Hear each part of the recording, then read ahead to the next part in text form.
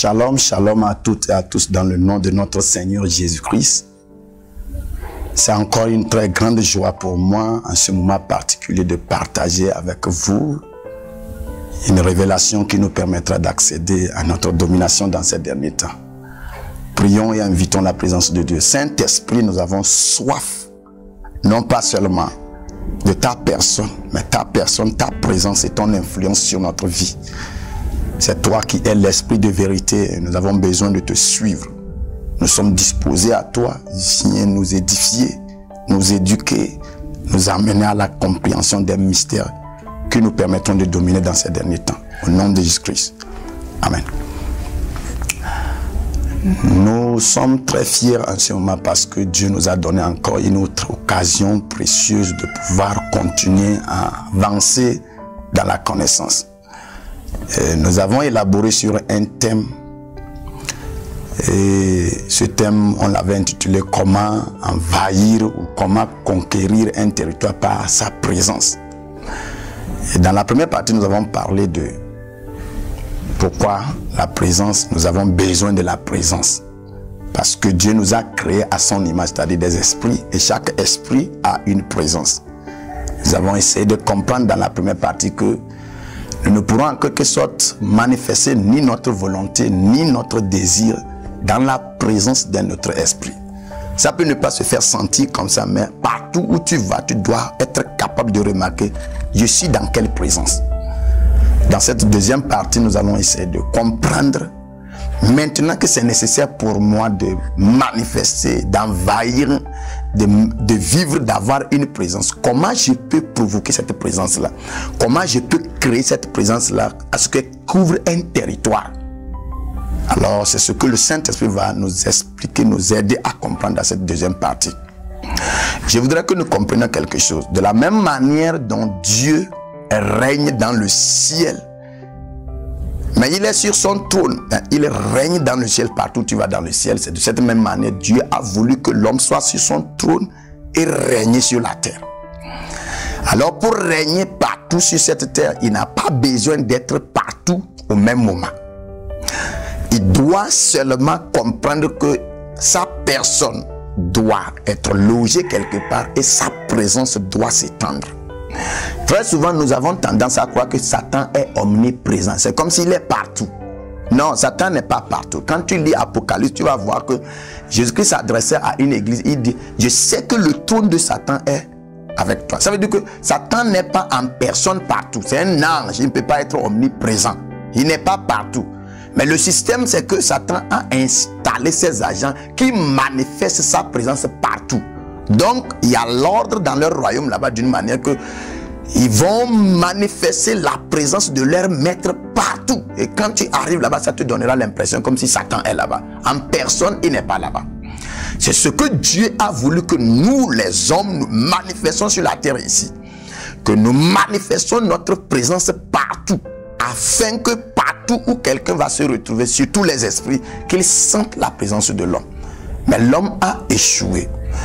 Nous allons comprendre qu'est-ce qui s'est passé avec la présence. Quand Dieu a mis au monde, ou quand Dieu a créé Adam, la Bible dit que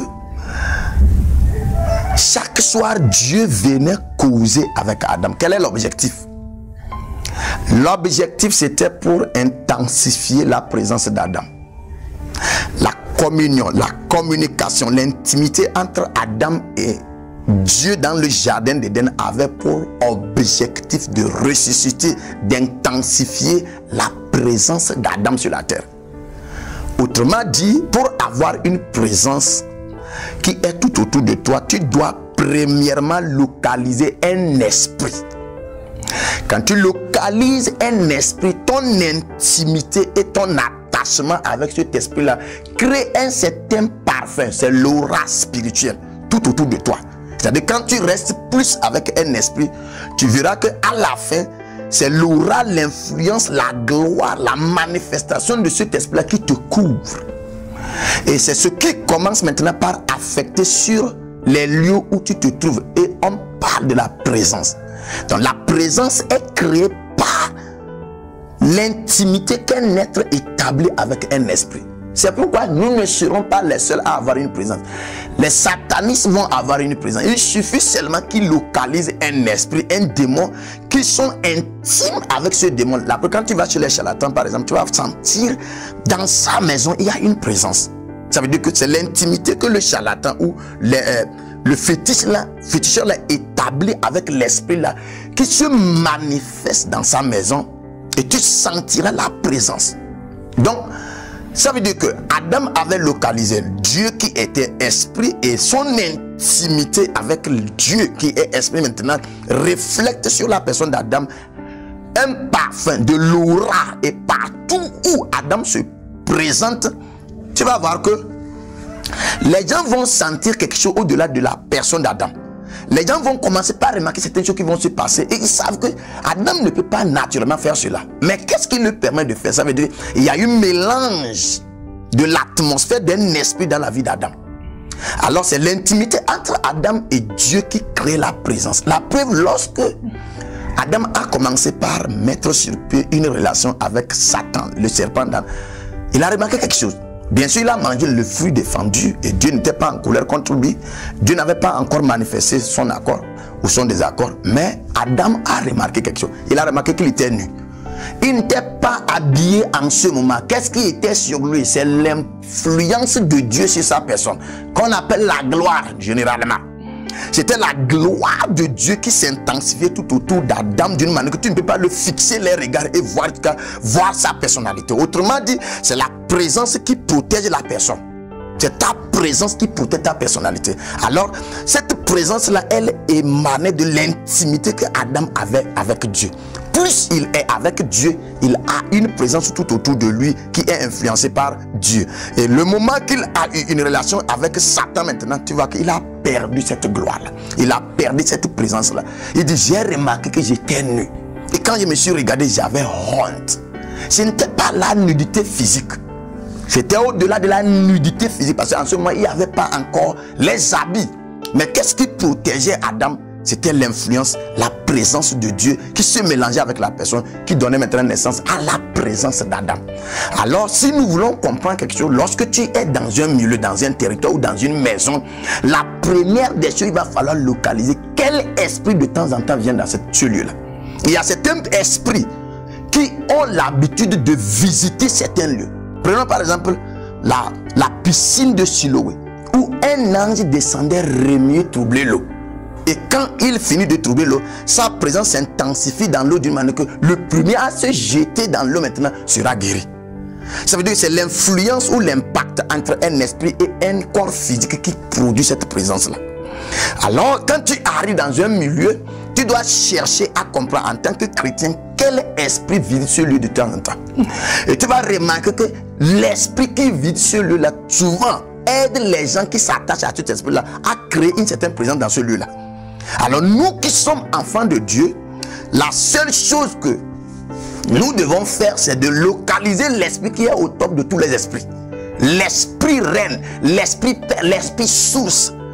Et lorsque nous le localisons, nous rentrons en intimité avec cet esprit-là dans un milieu donné. Automatiquement, tous les esprits secondaires qui étaient dans ce lieu-là vont commencer à se soumettre à nous. Parce que notre intimité avec cet esprit qui est suprême là va nous donner une présence qui va faire échouer leur présence. Alors, pour créer ta présence dans un territoire, la première des choses qu'il va falloir faire, c'est d'inviter la présence du Saint-Esprit dans ce lieu-là d'abord.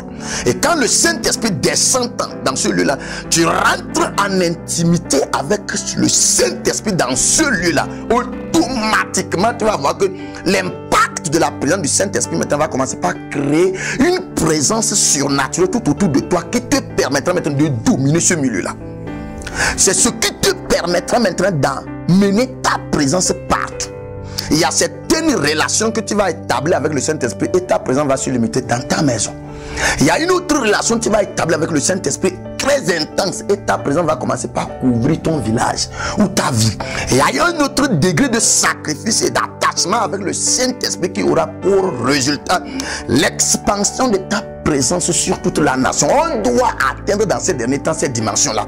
Je suis en train d'essayer de te faire comprendre que premièrement, il va falloir créer cette intimité intense intense avec le Saint-Esprit dans le lieu où tu es, ce qui te permettra maintenant de commencer par produire cette présence tout autour de toi.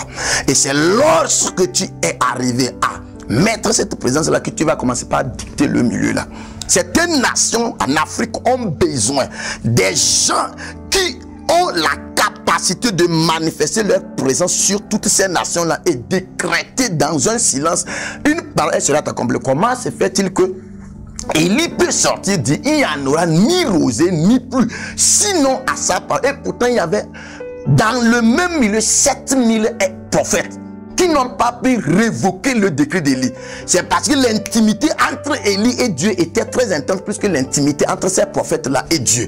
Alors tu vas comprendre qu'on peut avoir un même esprit, mais ce qui permettra que ma présence dépasse ta présence, c'est mon intimité avec cet esprit-là. Quand je suis plus intime avec l'esprit et que toi tu es moins intime, ta présence ne peut pas influencer ma présence. Dans ces derniers temps, nous allons rencontrer des gens qui ont eu affaire avec une relation intime avec Satan, qui vont chercher à s'imposer. Et nous devons aller au-delà de la religiosité pour chercher à rentrer en intimité intense avec Dieu, avec le Saint-Esprit, pour aller renverser la présence que ces personnes-là sont en train de créer. Dans ces derniers moments, tu vas voir les faux chrétiens et les faux païens vont s'asseoir pour regarder les vrais chrétiens et les vrais païens lutter. Ça ne sera pas une histoire de moi aussi, ça sera une histoire de tu as quoi. Je ne voudrais pas que tu sois spectateur dans ces derniers temps. Tu dois être un acteur. Tout ton pays t'appartient. Comprends-les bien. Peu importe qui est dans ce pays-là, c'est une autorité. Oui, je ne refuse pas. Mais c'est la présence qui compte.